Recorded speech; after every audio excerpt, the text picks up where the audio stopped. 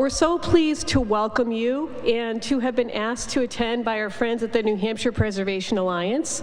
I just want to thank whoever is in this room to start, because we know you are the folks who are curious about the front line of raising the funding that's necessary to make these projects happen.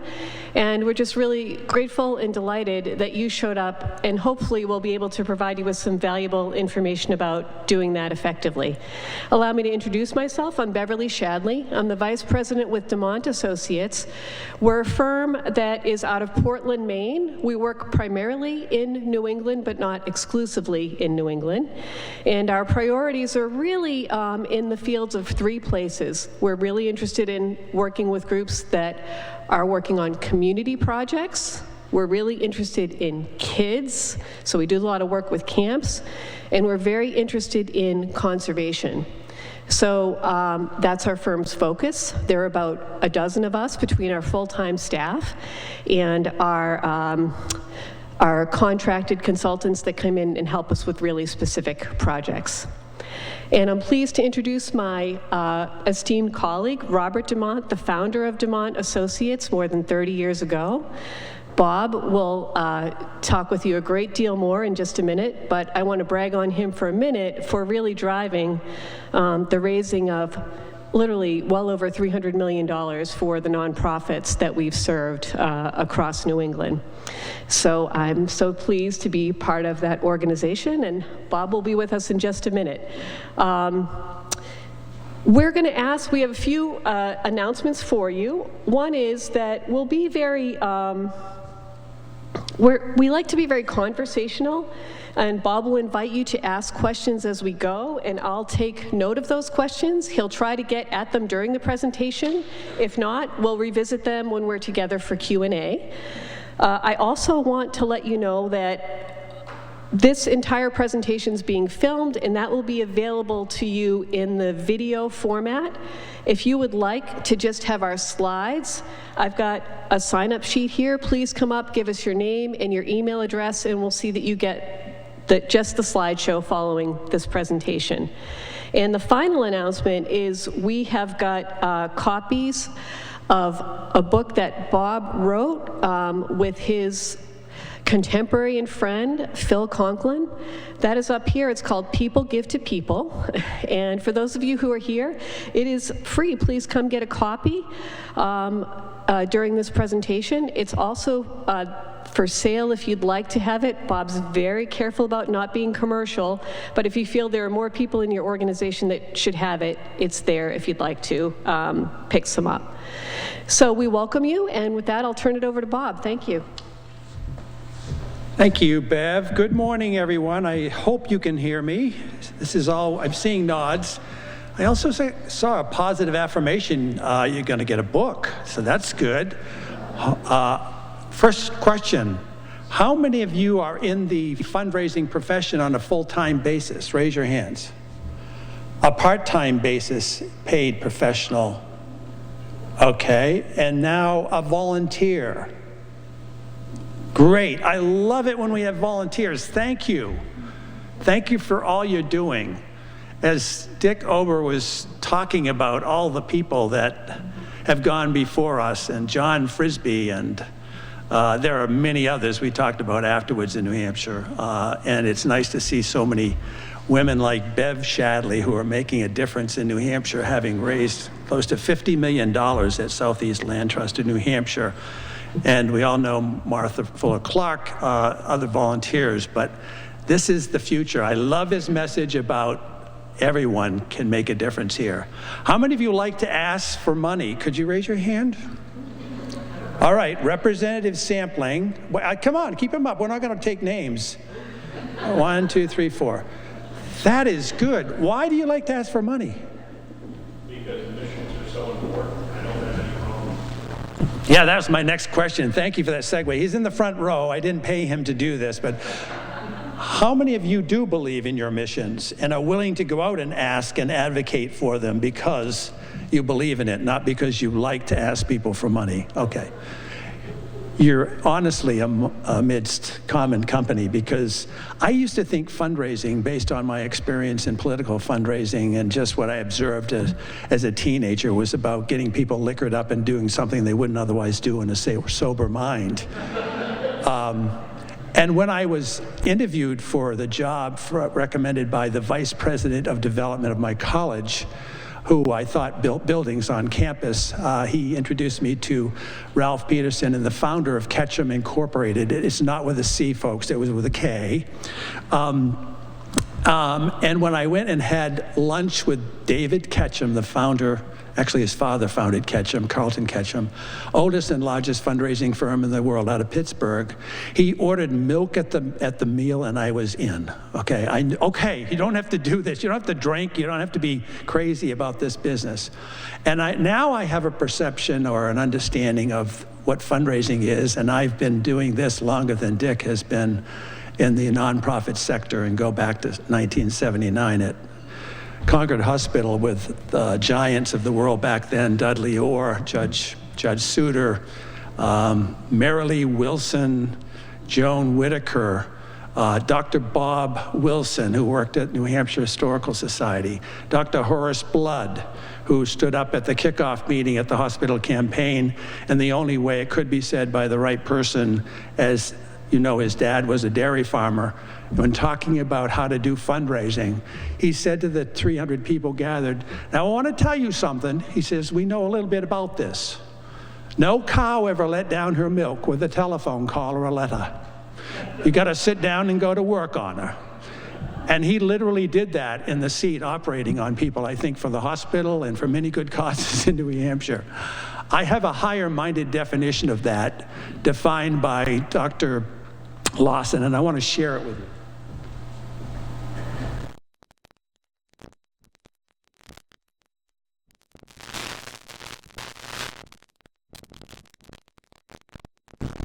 After doing this for 46 years, with the privilege of working with people like you who are giving of their hearts and minds and souls, I heard the word soul, this is how I think of philanthropy today.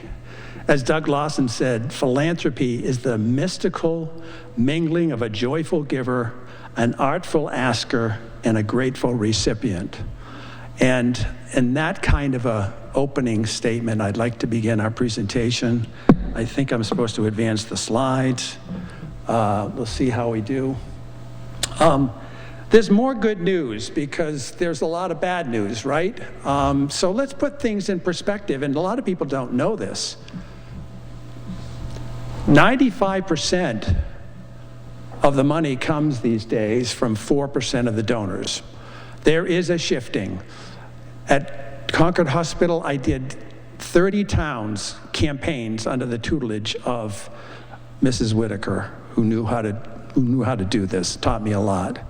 Today, you're focused, most every campaign is focused on the top 100 to 125 prospects, because as Willie Sutton said, the reason he stole money from banks is because that's where the money was.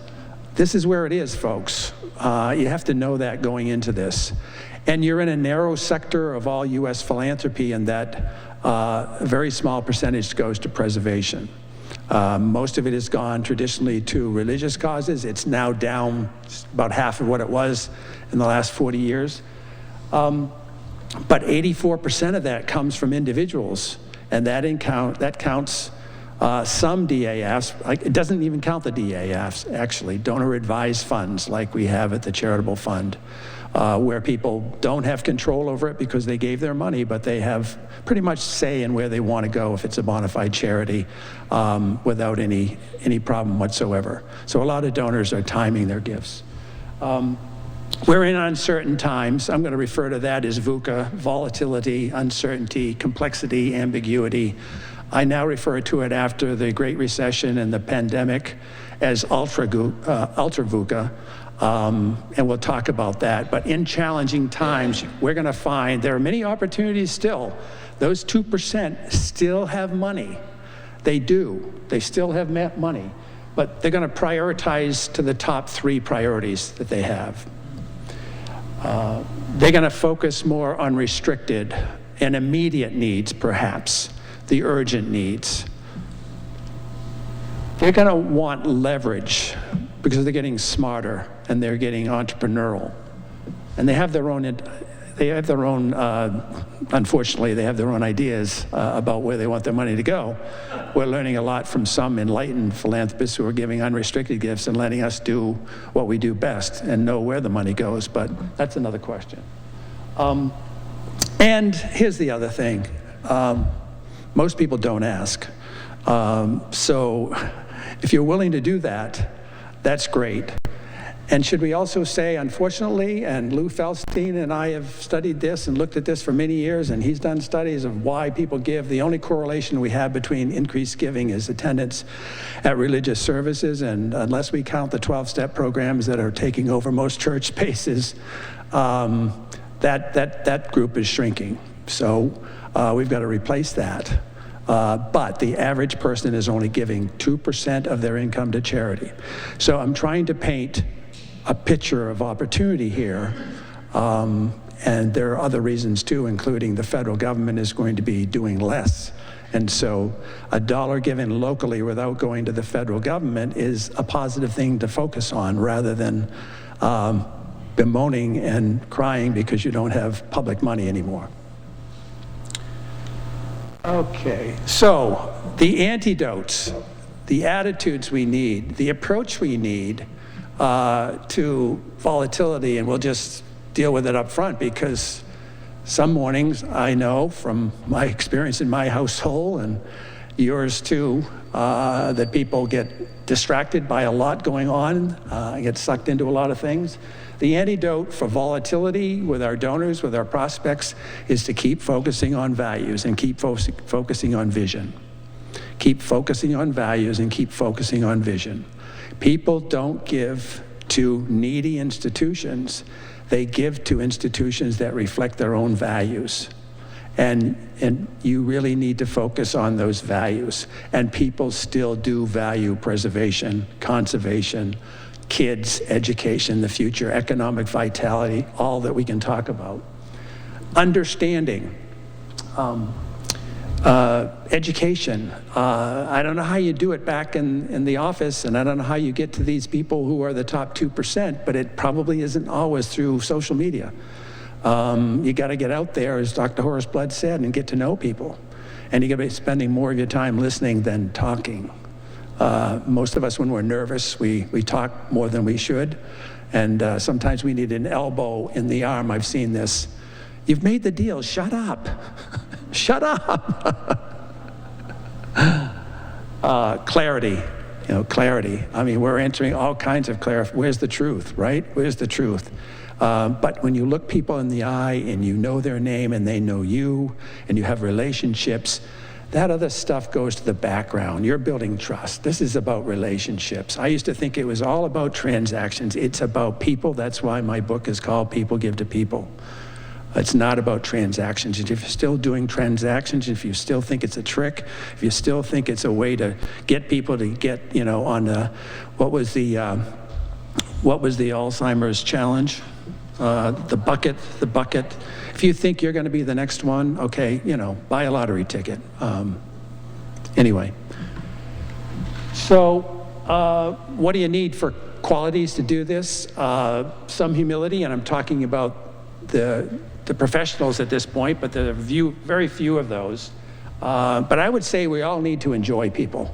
If you don't enjoy people, you're going to have hard trouble with this. You should be an assist. You should be a second person talking about why you need the institution is important and you're behind this. But you may not be the best asker, the actual asker. All of these things help us all. But I boil this down to a few criteria here.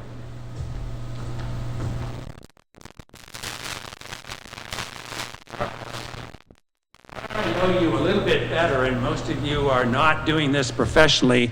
I think this applies more to volunteers. What do you need to prepare yourself for successful fundraising, either from individuals or the entities they represent? Who can tell me what the first thing is?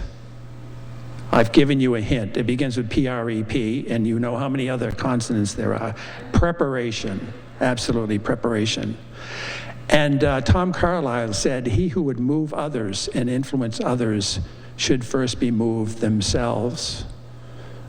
And another person of wisdom said, example is not the most important thing in influencing others. It is the only thing. In other words, the most effective ask that anyone could make is make your own gift first, however that is, thoughtful, go through that process, internalize it. Then the most powerful ask you can make is, would you consider, underline that word consider, joining me and X others and making a leadership gift to this campaign of X dollars. That is the most powerful ask. If you and the board, 100% of the board, haven't done that, you're on shaky ground. That thermometer is going to go up in the middle of the town square, and you're going to see that thing crawl, if any movement at all. You're not going to have to pay that painter a lot for moving that dial, because you haven't begun where you should begin, individually and collectively. What is the second criteria? PASS. Who knows what that is? Passion. How many times, thousands of times, hear people say, geez, I went and they said they were thinking of X dollars, but she was so passionate. I couldn't believe how into this they are, and whatever. That's what campaigns are about. Or you would all put an ad in the newspaper and say, here we are, Mom Apple Pie. This is the greatest thing in the world. Send your money in. Now, look at us. We've made a living at this for 4 decades. There's still a need for this, because campaigns are about bridging the gap between what people are thinking and what they could do if they were properly motivated. Third one, PERS. What's that word? Persistence. You have to listen. You can't give lip service. You can't lend a deaf ear. People say, this is a tough time for me. Learn what active listening is to know, but persistence means persisting in active listening. It may not mean persisting in asking then when they've telling you out front, this is not a good time. So active listening is another skill that I think is probably the most powerful skill that I've seen applied. We spend 6 hours with some of our top donors trying to role play what that means in this setting. It'll help your marriage, it'll help your business, believe me. 46 years for me this year, so I've learned something. PATI, what's that one? Patience. Good things take time. Dartmouth College did a study. They found in their last campaign, all the $1 million donors, every digit after the $ means one visit, okay? You want $10, call them up. If you want $1 million, visit them 7 times. Sometimes I did this with Kiwanis International Foundation for Iodine Deficiency Disorder. The first $1 million gift they landed 25 years ago, we had 98 visits before we knew that we got the $1 million. But you just don't go out and ask for it like we did in the old day. Up at Concord Hospital, we made the ask and we said, think about it, we'll be back in a week. That was about it for the community division of the campaign.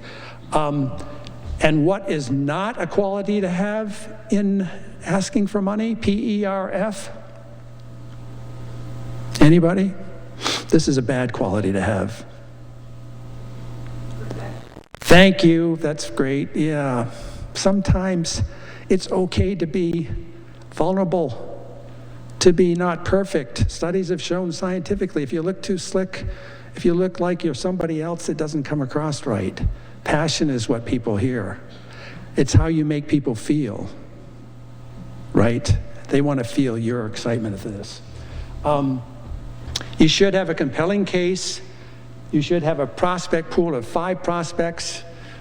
Be careful about this. You don't want to go to your worst prospects first to get them out of the way, because you're going to have the lethal kiss of death in fundraising, which is averages that are very, very low. We do campaigns from the top prospects first, then the smaller ones to keep everyone's sights up, and we begin campaigns inside, and then we go out. We begin with the board and those closest. We're dealing with a campaign we had to rescue for that very purpose, because they didn't do that. And now they know They are in danger of losing millions, so they've got to correct that foundation. Where do you get prospects? The best prospects for any major gifts are those who are already giving. They're your current donors. You can get this from individuals. You can do electronic screening. There's all kinds of sophisticated ways to do the winnowing process and do the research. But don't forget the Chinese proverb that conversation across the table from two people is probably at least 1 or 2 or 3 or 4 or 5 times much more valuable to confirm what you might find electronically. And we're not recommending any of our institutions put their donor list on the internet for that very reason. So I would be very careful about that. I would say, and it's still true, the most generous people are those who are already volunteering. Volunteers give 2 times more. They give 3% of their income than those who don't. Protestants, Seventh-day Adventists, Jewish people, far ahead of Catholics, 50 to 65-year-olds, older, those who have more disposable income, and those who attend religious or spiritual, I would add, services are the best prospects based on what we know in science. But know your prospect. Bev, how am I doing? Have you given me the halfway signal yet? Because you're right on track. Oh my. You're cruising. Still time to learn things. Good. Okay. This is another thing for your mindset. If you get signed up to do fundraising and the first job is to start dialing for dollars, you should think about this one, okay? That's not going to be a fun experience for the most part. Understand that. 80% of fundraising is relationship building, such that when you're ready to do that final proposal with individuals, you know that prospect so well with 5 or 6 different data points that you know what they're already thinking about. And if you don't know, get somebody to work with you who can read those kind of signals. But it takes time. It takes time. And this is something that inexperienced fundraisers forget very quickly. I was enlisted to do my 10th anniversary for my alma mater capital campaign. And it was a former client at Norwich University, and God bless him, he was a military guy, and he went into development after the military. And he said, yep, Bob, we're going to recruit these folks. We're going to be doing this, and we do this all done. We're going to be done in 6 months, 7 months. I said, Loring, I'm not going to do this. I haven't talked with some of these people in 10 years. I need 2 years to connect and engage with them. And I'm not going to take it if I don't. So anyway, he went back and he thought about it. I would encourage you to think about that too. Don't set yourself up for failure. None of us want to treat people like we don't want to be treated. Again, that gets down to transactions, and I'm not sure how well you do when you do it that way either. You're not building lasting relationships that make a difference. Let's see, what else did I miss here? Yeah, remember I said earlier that people invest in institutions that, or they see their own values being exemplified. Well, what does that tell us? What we need to do before we make an ask? We need to be finding out who they are and what they value. And if we are doing all the talking, how much are we finding out about them? So yes, find out all you can about your donors in advance. That's very, very important. What kind of values are we selling here in historic preservation? You heard a little bit about it earlier, but anybody, what do you think, what are we selling? What are the values? The history? Why history? Connections, okay. Connections, place. People believe in place. And if we had an hour and a half more on this one, I would ask you that why question 6 times in volunteer training, because it takes a while for people to really get to the true value of it, because it's kind of like going to Sears, or well, we used to go to Sears. I got to come up with Depot, I guess. And are we buying the drill bit, or are we buying the whole? You know, are we selling endowment, or are we selling what the endowment does? So what are the values? What are the other shared values? Connection, that speaks to community. Association, that's a value. What else? Attraction. Attraction for what? Why? Why attraction? Attraction, people want to live where they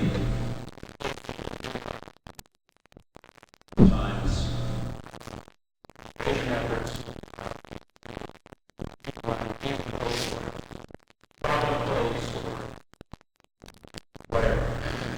So is that vitality, diversity, economic vitality, vibrancy, healthy environment, being able to afford things that talks about that balance? Anybody else value anything else? Responsibility. Tell me more about that. Responsibility. Oh, yeah. Wow. I like how this process works because that's what I was thinking about. Who isn't thinking about that?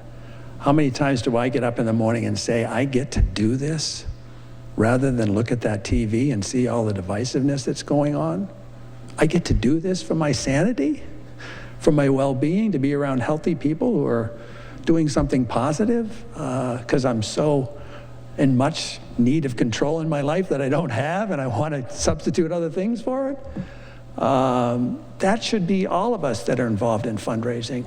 And then there's that other person that's the motivation of many donors. And some of us are givers and some of us are repayers, and there are 7 faces of philanthropy you can read about. But one of the things that I would encourage you to go inside about is that what do you value for your preparation? What's important for you? And I did this at my college.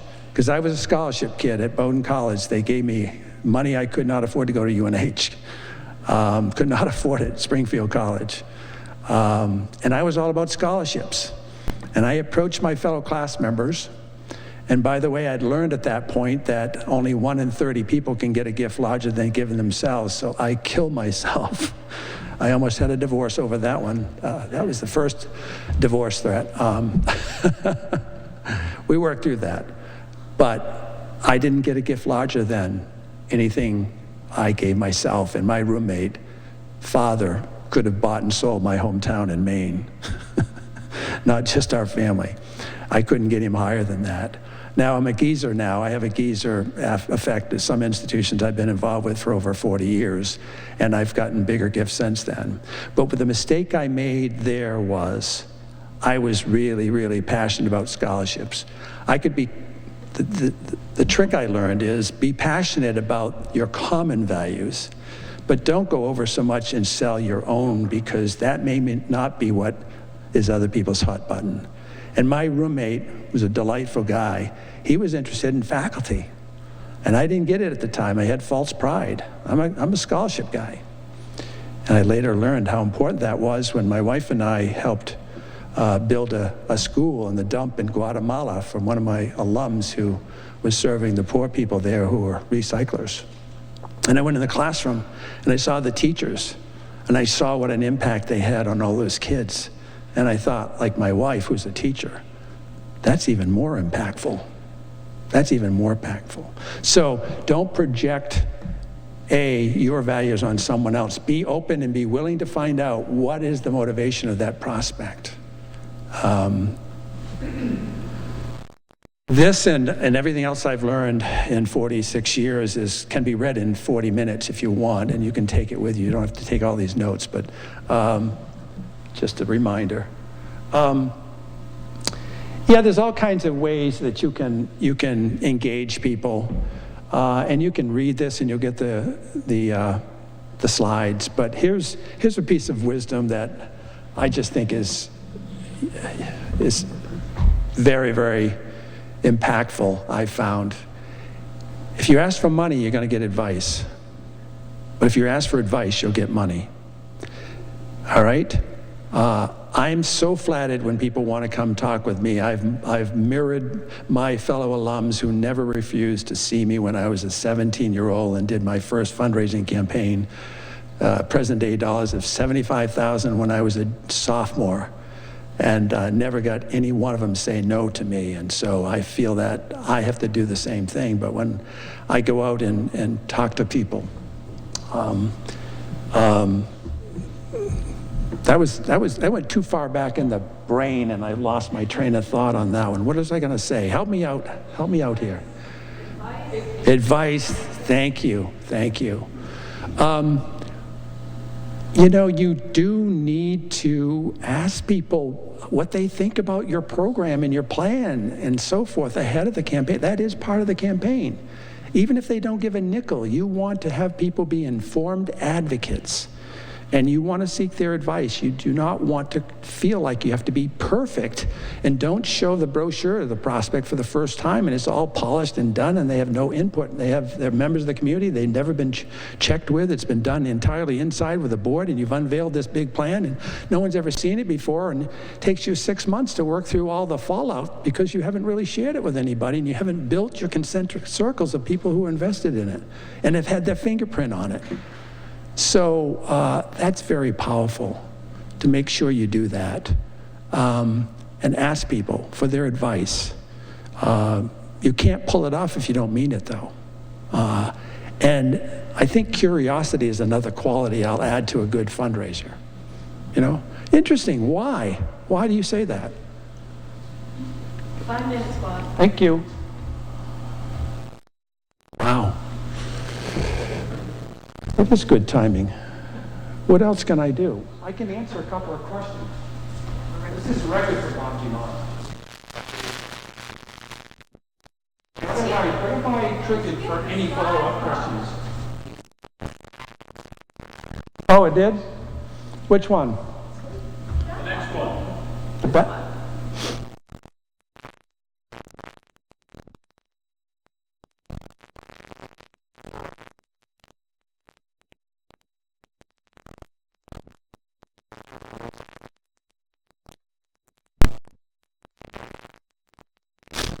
Okay.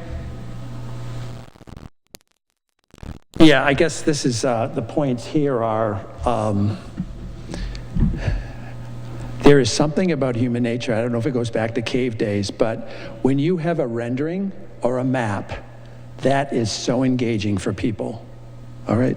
Body language when you're presenting is so important. I've learned that from some of our experts, but men tend to not like and be comfortable talking face to face like this. We talk more when we're walking. Women are different in general. I mean, you have to test this out with each person, of course. Use a visual, and when you get it down on the table, everyone's looking around it, especially in conservation, we see that. People want to see a map. People want to look at renderings. It makes it real.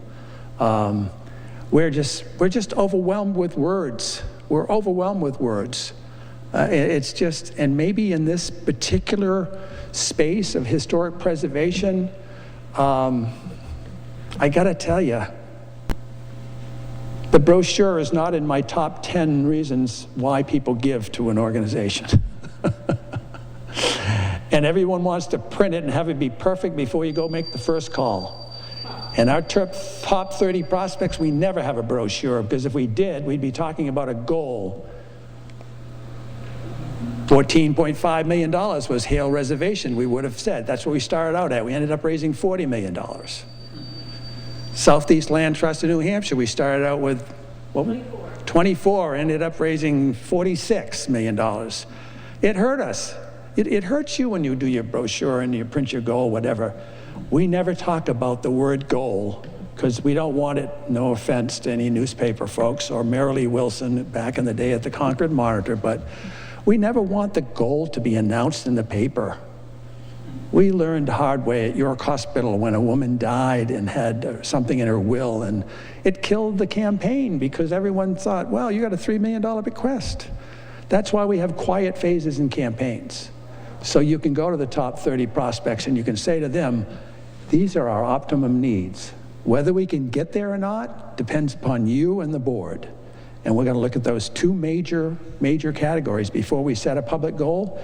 And after 9/11, we don't set a public goal until 75 to 80, and sometimes Maine Coast Heritage Trust, $130 million campaign, we didn't announce the goal until the last summer.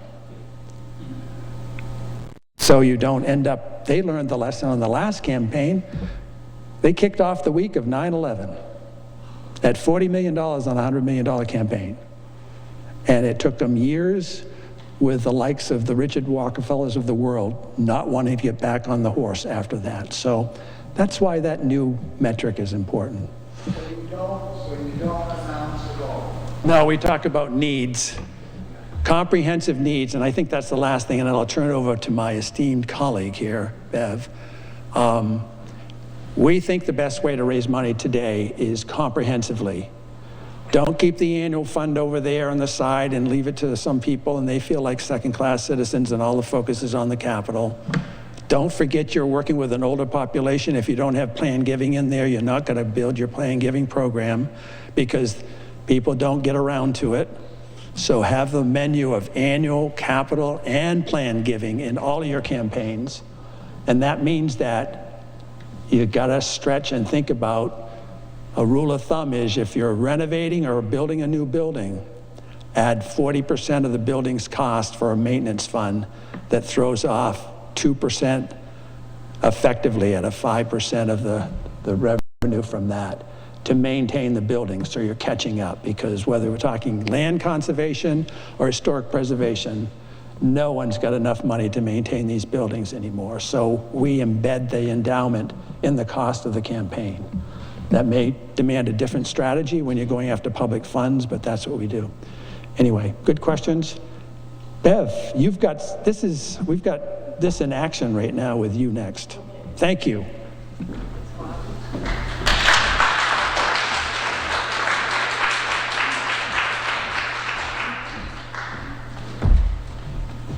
Okay. Well, what my primary role is to go through a case study with you all of how a really significant historic preservation project was completed, and that was in a town not far from here, Epping, New Hampshire. So let me get into this a bit. This is the John P. Chase farmhouse. And what I'm going to do is I'm going to show you, we have a very brief 1-minute video about the before and after for the building. And then I've got a few things to tell you. We're very lucky. Jim Garvin was here today, and I said, Jim, I'm going to be talking about the John P. Chase farmhouse. What do you want me to say about it? So he gave me a little feedback. Senator Clark is here, who was instrumental in creating LCHIP, and I'll tell you more about her role in the John P. Chase farmhouse, but she also was able to share with me some thoughts about it. But let's go ahead and look at the project first. I've been told this is going to work.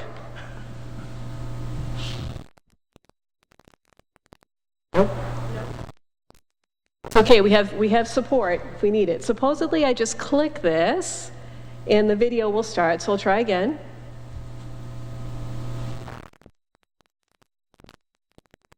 Okay, don't worry, Martha's here.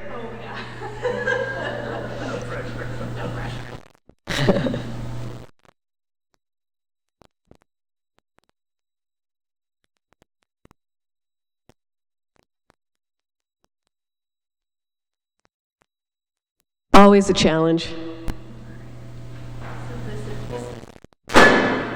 Yes.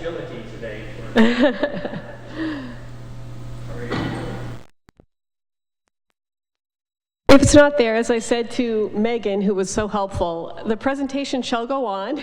We can send you a link later.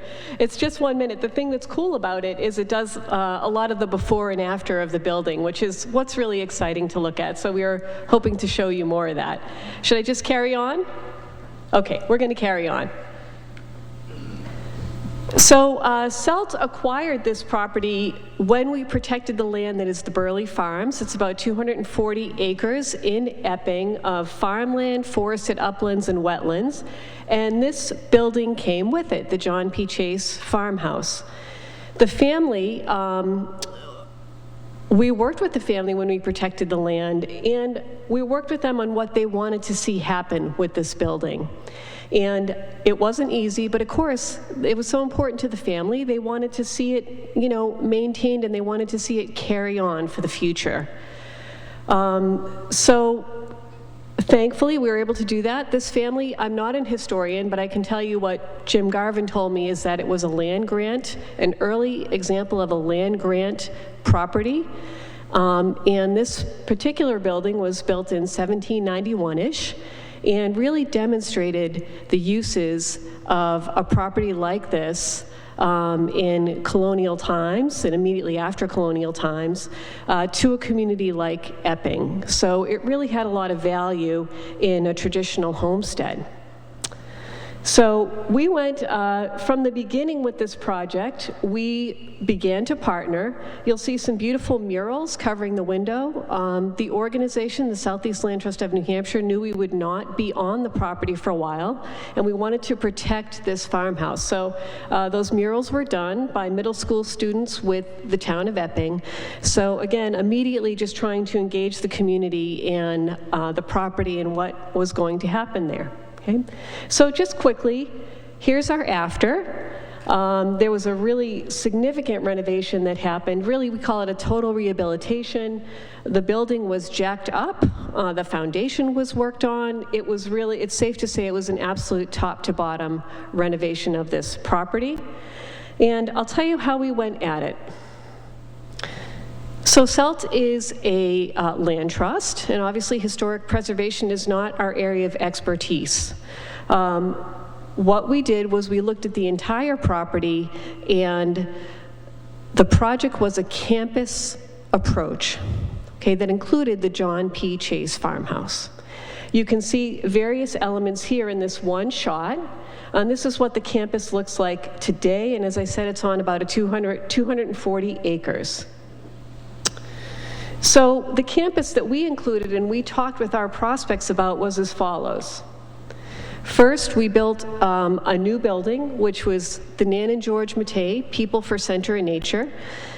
SELT now has nearly 24 employees, and we needed a permanent home. And we needed a place where we could do a lot more than just house our staff, and I'll talk with you about that in a minute. This is a net zero building. In fact, we sell, I'm sorry, my last day was in June, so I'm gonna be saying we for a while. But they, in fact, sell energy back to Eversource, each year. So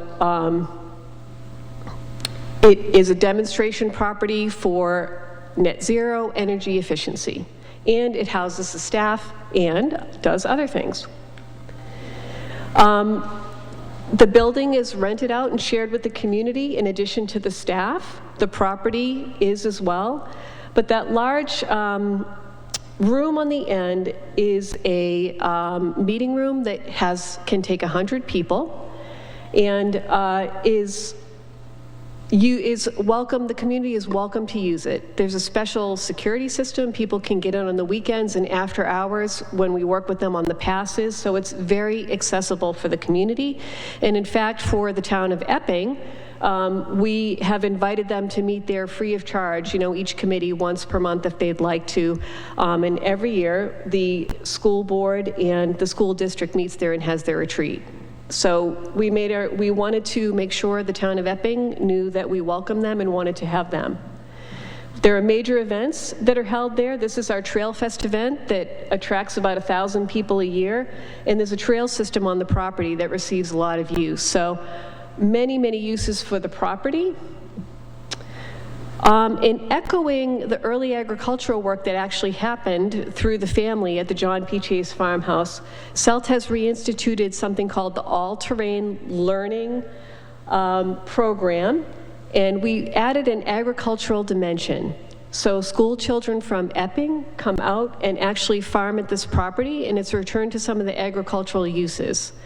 At some point in time, SELT does intend to have what we would call a production farm. It's not yet at that point in our history, but that is the thinking. And for the John P. Chase farmhouse itself, this was rehabilitated and turned into 2 units of workforce housing. Okay, and that workforce piece is important. The board committed to provide rent at workforce housing rates for a decade, and that is in process right now, and there are 2 tenants. The thinking someday is that probably a farmer, when we do have a production farm, will take one of those units and live in it. So it was, as you can see, it was really a very involved. We really looked at every single element that could be beneficial. And this is what the budget for the entire campus looked like, to share this with you. The John P. Chase Farmhouse specifically is in blue, so you can see that there. But the total campus price was in the range of $6.1 million. A few things to point out here. As you're developing budgets for these, and forgive me if you know this, but I'm just going to cover this territory, the planning does take money to even envision what you're going to do and how it will happen.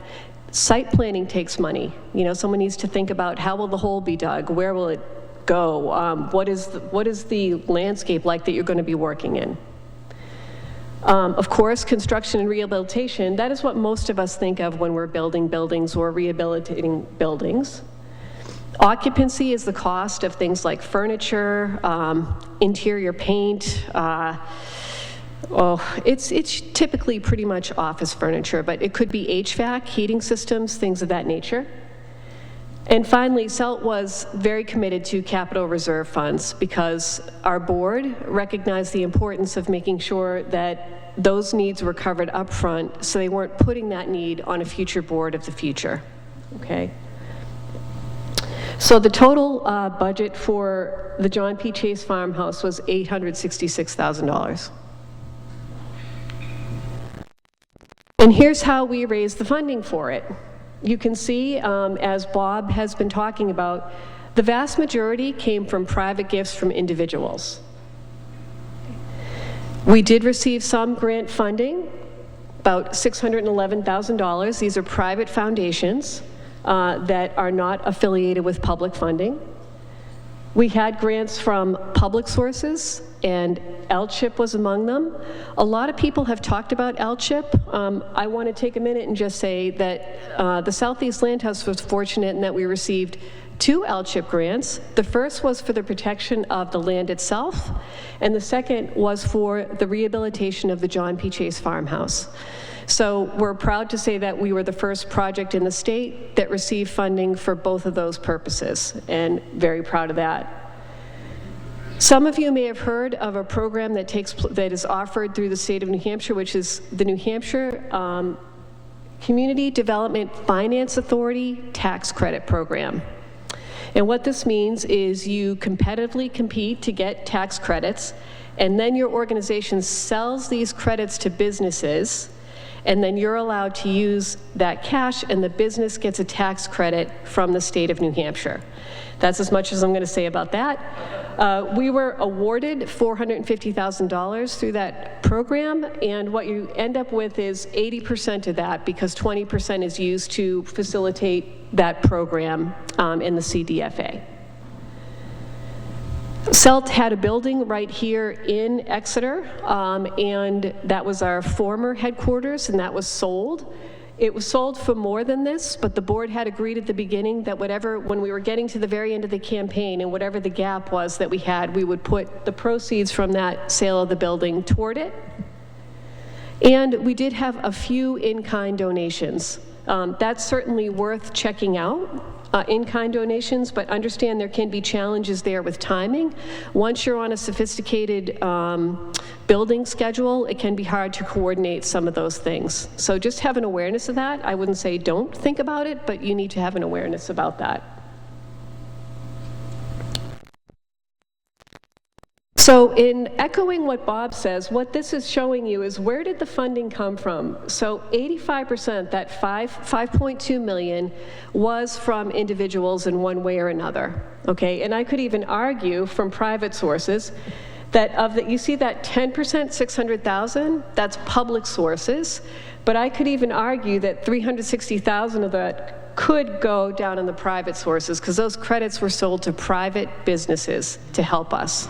So even though the credits were made available by the state, they were sold to private industry and business to help us, okay? And just that 5% was earned revenue. That was the sale of our other building. So again, Bob's talking about why those banks get robbed, and I hate to use that word rob with, fundraising and development, but really that is where the vast majority of your resources are going to be for a project like this.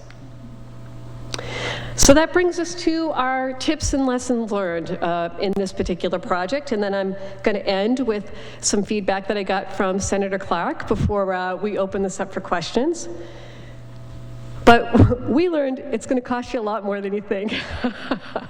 Our wonderful executive director, Brian Hart, really, when we entered into all of this, we thought the campus was going to cost us, are you ready for this? $1.2 million. So obviously we went through a lot of iterations. He was new at this sort of thing. The piece of advice I'd give you related to that is bring in professionals as soon as you possibly can to help you develop real numbers, okay? As Bob said, be clear on what your plan is. Why are you doing this? Why is this important to the community? And to marry it with that, think about every single way this project is going to help your community. That's an important thing for you as volunteers to do as a board. Take the time, have an hour-long session, talk about it, write out every single way this project is of benefit and is going to make your community better, okay? And then think about who are natural partners who can help us achieve that. Really important work. You'll say, start community outreach as soon as prudent. Let's go back to my dear friend, Brian Hart, and when we began talking about that building with a $1.2 million price tag, and then eventually it ended up being, a total project of about $6.2 million. So I say prudent, understand really what you're dealing with, and share information as you feel fairly solid about it. Not when it's just a dream. And also, I'll just caution you a little bit, it's not very expensive to get architectural renderings of a vision, okay? You can get those for $5,000 or $10,000. It's not expensive. But that is just the beginning. They're beautiful drawings, but really, at the end of the day, it's those construction drawings that are going to drive the cost, and that happens relatively late in a project. So take the time, really understand your project and its components. And just a plug for all of us, let's make a pact here to do those capital reserve funds and not kind of kick the can down the road so people sitting in your chairs 50 years from now are dealing with the decisions that you're making today. Let's establish those funds and for the security of these buildings in the future. So I think that's it for my time. I do want to close, though. Again, Senator Clark is here, and I said, you've been an advocate for the LCHIP program. You personally advocated for this project, the JPG Farmhouse, as an LCHIP board member, I think you were at the time. And you and Martha and her husband, Jeff, whom is a person we all miss very dearly from our community, personally contributed to the campus at the Southeast Land Protection. And I'm so proud to say that John P. Chase Farmhouse bears the name of Martha and Jeff, who were significant supporters and helpers in getting this campus established. So what Martha said, please let me get this right, Martha. She says, "These are significant anchors in our communities that bring us together and strengthen our communities. We, as citizens, should stand up and advocate for their preservation." I can't imagine a better way to close and open this to your questions. Thank you.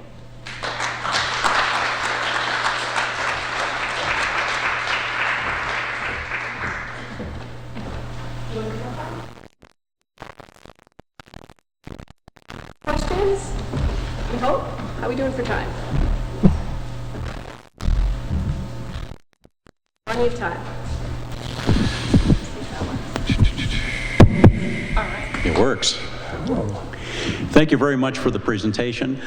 You touched on it just a tiny bit, but I'd like to see if you could expand on the care and feeding of donors and contributors and recognition of donors and contributors and how that works into the program. Well, I'll speak more to the capital side, and maybe Bev, you could talk about ongoing recognition, whatever.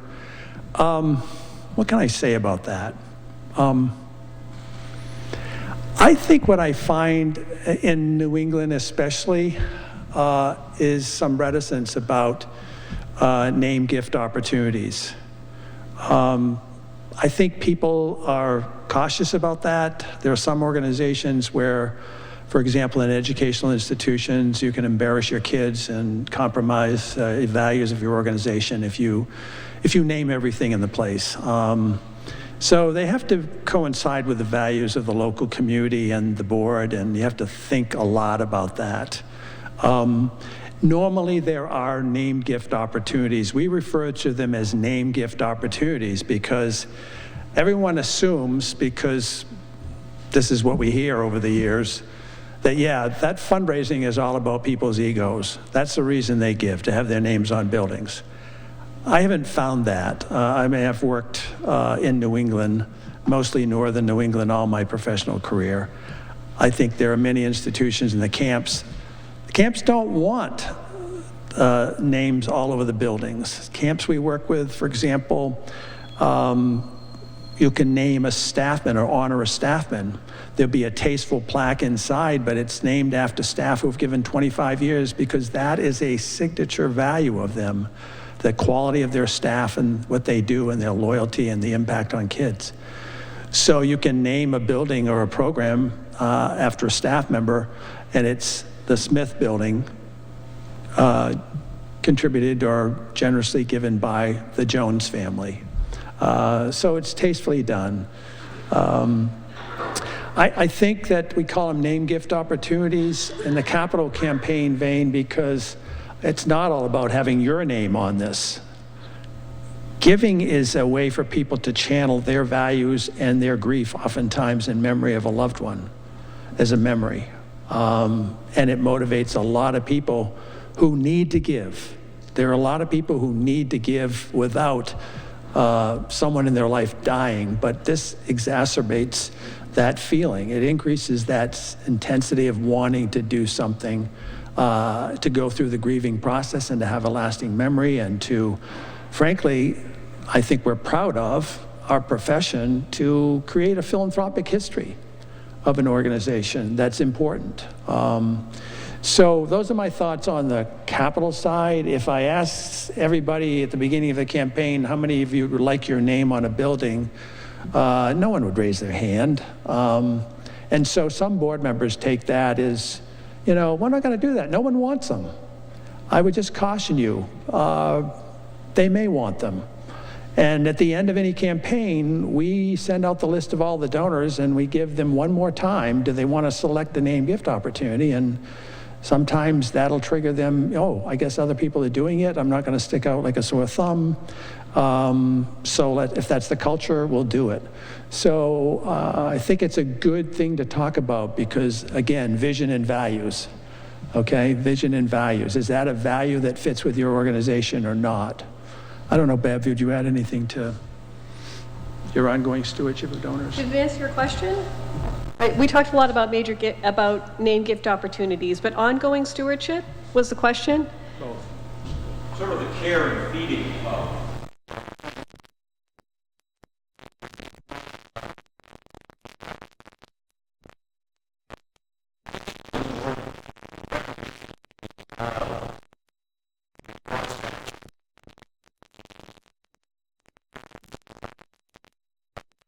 Doesn't have to be Yeah, I think you're right. Something I learned as a young fundraiser, I just was, read an article, and what it said was, what a donor wants, you've all been donors, so I ask you to look inside yourself and think about this. What donors want is to know that somebody noticed. You know, somebody noticed that they made that gift. They want to know that it made a difference.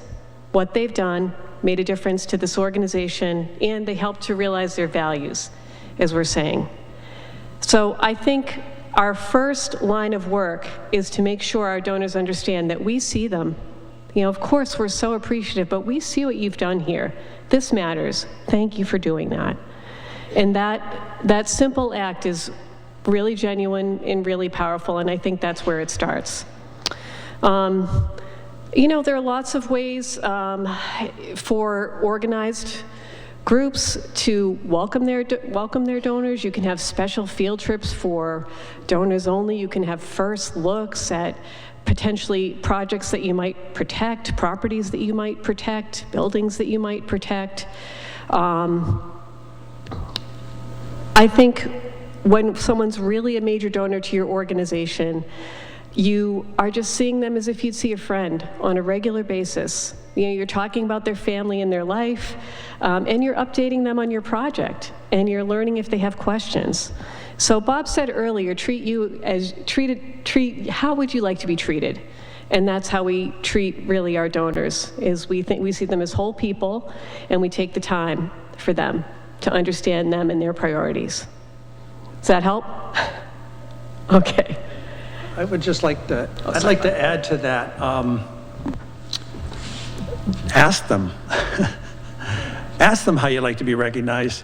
Not every institution thinks about this. My alma mater did, and they sent me a survey because I set up a scholarship, and they asked me how I wanted to be recognized for that. And I wanted a thank you note. My mother told me to write thank you notes. The thank you notes that I get, handwritten notes, all go on our bulletin board. We treasure them. Who doesn't open a personalized thank you note?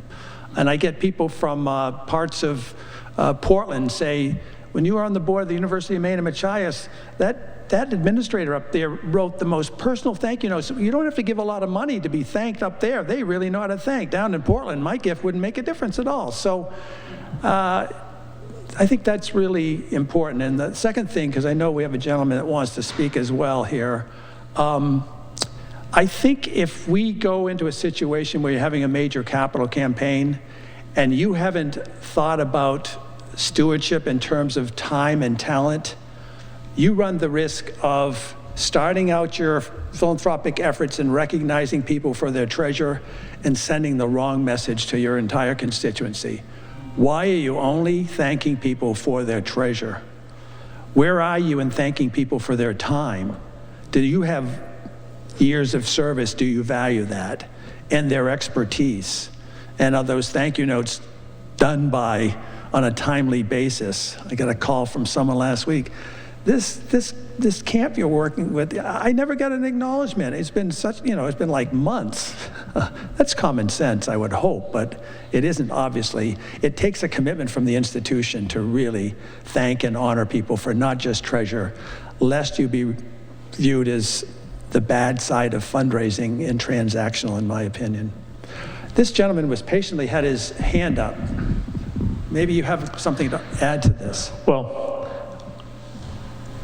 as it happens, I've been asked if I wanted a building named after me twice.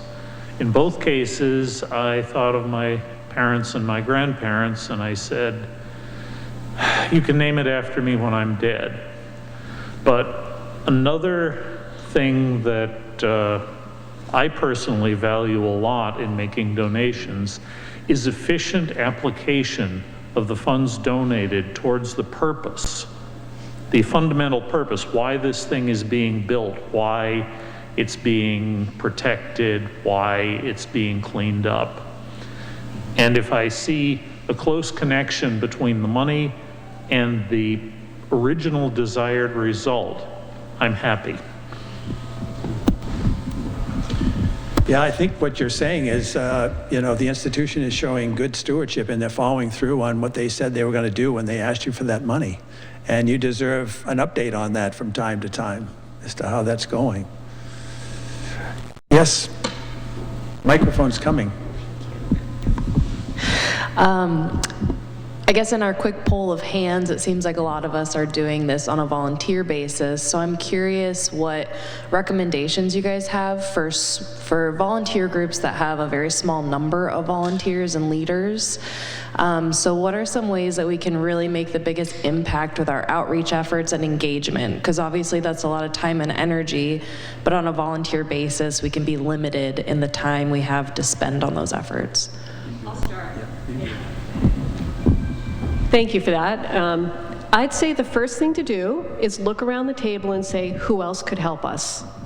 And spend your first big piece of work is determining who is the group that is really going to be able to bring this project to fruition. And key components of those people, you need a lot of different types of people. For sure, you need people who understand historic preservation, feel passionate, know the nuts and bolts of being historians, that sort of thing. But you also, for sure, need a good cross-section of people who can help you with fundraising and development. And that happens on a couple of levels. And this is in a volunteer capacity at the moment, I'm speaking. People can give, and they care. This is all with the premise that they care very much about what you're doing, right? So they have the ability to give, and they have the ability to get, which is bring other people into the project. So a good rule of thumb is if you can staff your boards with about a third of people who can give and get, that's a really strong start. And more is better. You have to think about it in terms of connections and relationships, as we've been saying. So I'll let Bob say more. Yeah, I want to quickly add that we don't recommend you fit that quota and just have a check writing board. That's always the question we get. The fundraising consultant comes into town, they're going to turn us into just a check writing board. And I tried to convince them that that isn't practically helpful to anybody if that's the case. And it certainly doesn't fit most people's institutional needs.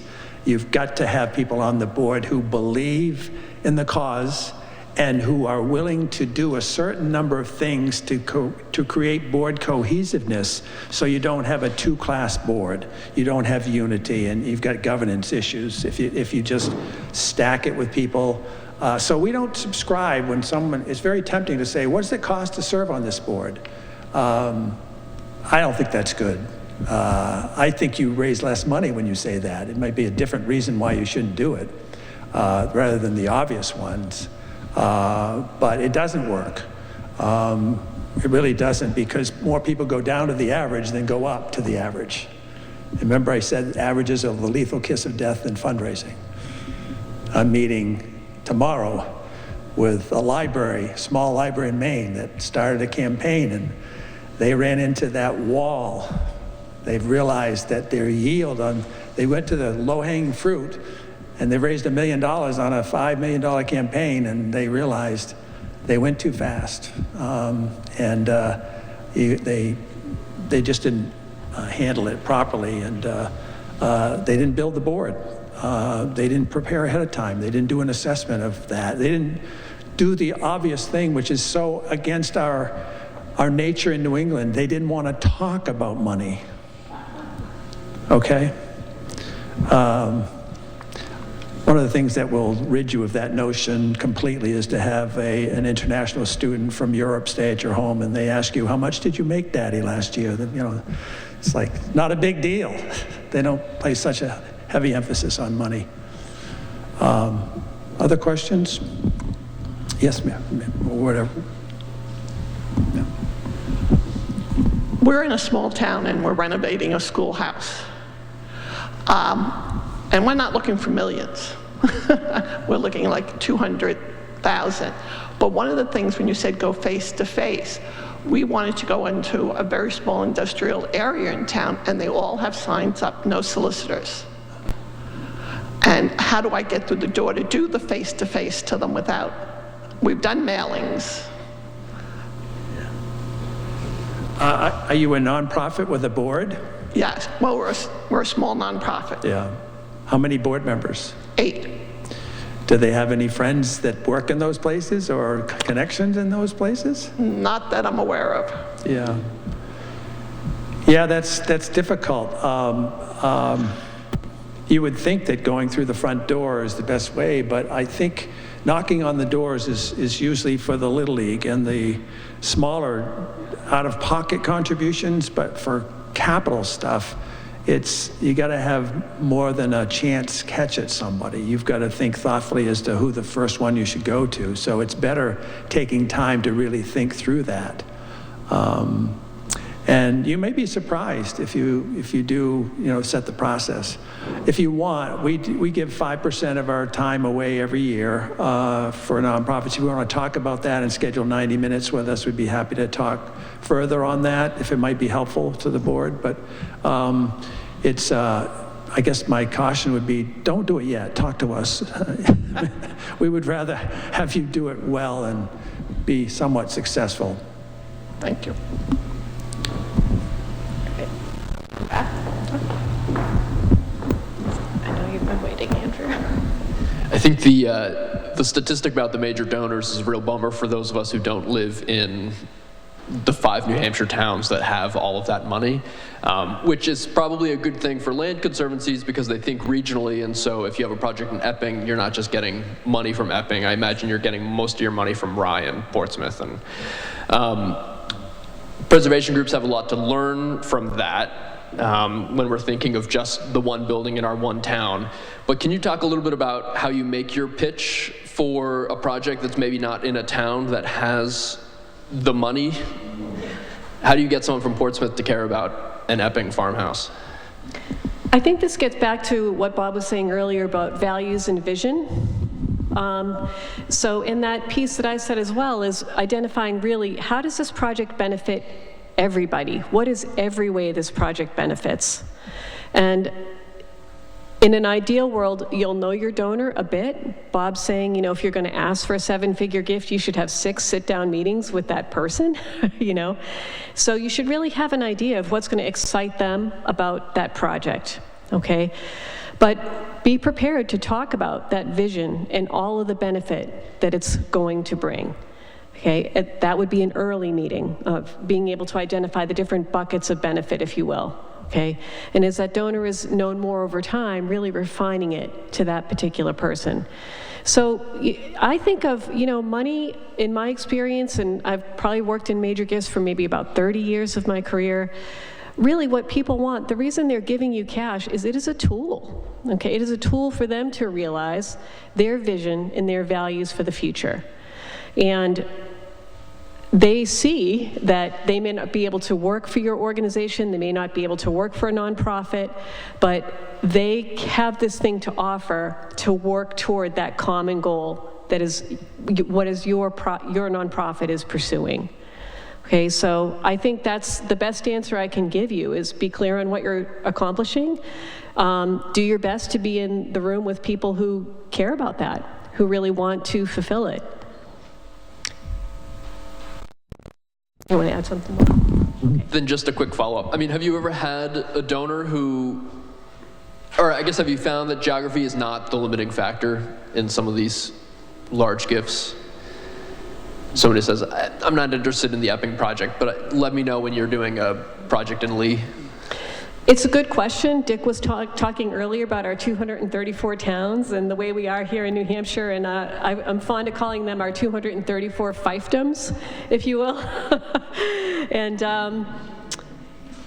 absolutely. You know, donors aren't only their town. I think about myself, I'll use myself as an example. I really care a great deal about rail trails. Dover has a small one, but they're all around. You know, the Rockingham Recreation Trail. I've gotten really involved with the Cross New Hampshire Adventure Trail and the Twin State Rail Trail in Vermont. So that's something that's just really, I care very much about it. And again, the piece is being able to find those people. Somebody really cares about what you're doing. How do we find them and how do we open a conversation with them? I would just add that for smaller projects, donors might be able to make a bigger difference, and they might find that appealing. But generally speaking, the closer it is to someone's backyard, the better chance that's a good prospect there. But what I would caution you on is don't go to that person from away before you go to the person locally or the group locally, because I'll give you an example. We work in a lot of, seasonal communities, Martha's Vineyard, Booth Bay, Bar Harbor, Stowe, et cetera. The people from out of town don't know on the ground. They listen to their caretakers as to what things they should get into, because they've gotten in all kinds of trouble by giving to the wrong things they've found out they shouldn't be giving to. So those caretakers in those communities are really important people, but they've also developed sophisticated giving.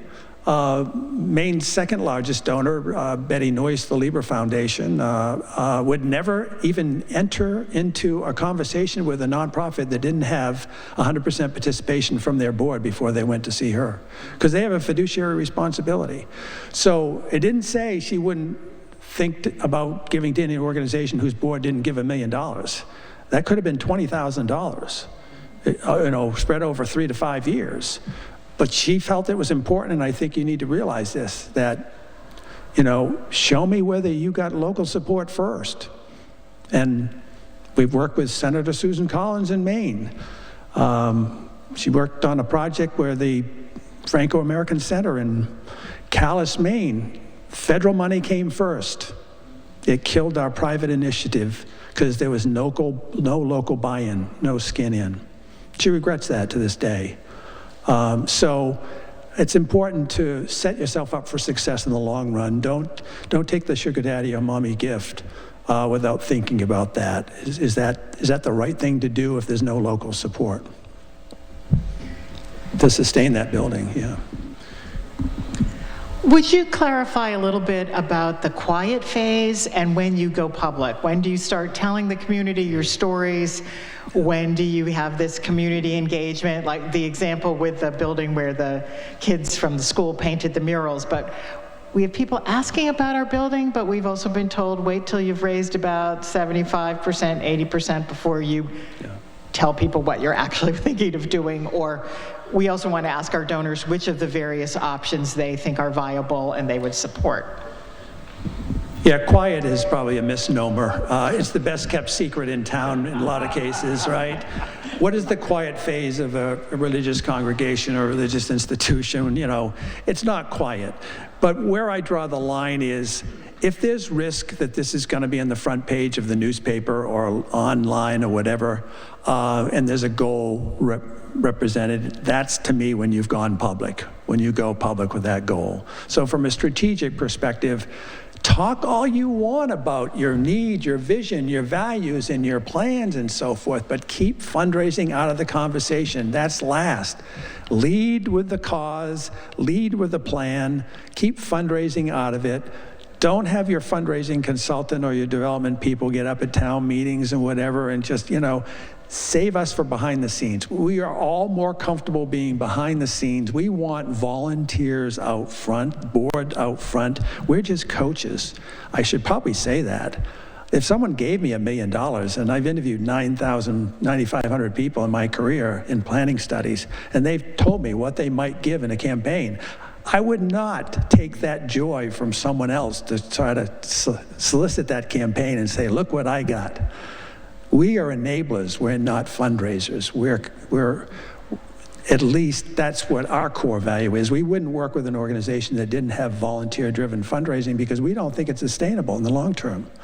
You have a change of executive director or whatever, you don't have sustainability. So that's where we draw the line. There's lots of gray area there, but I'm not saying you don't talk about your projects and talk about aspects of it, but we just don't want...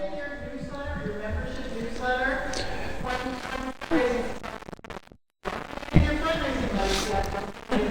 Well, you got to be careful.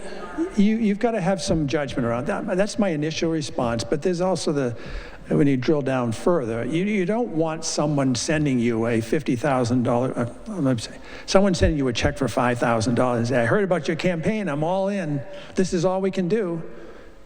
And you've not had one of those 8 contacts with them to convert them to a $1 million donor. And it's hard to go back to people because you run the risk of showing that you don't really hear people. So that's what we're mostly concerned about when we use the word needs instead of goals. Does that make sense? See some nods. Yeah. How are we doing on time? We've got time for maybe one more question.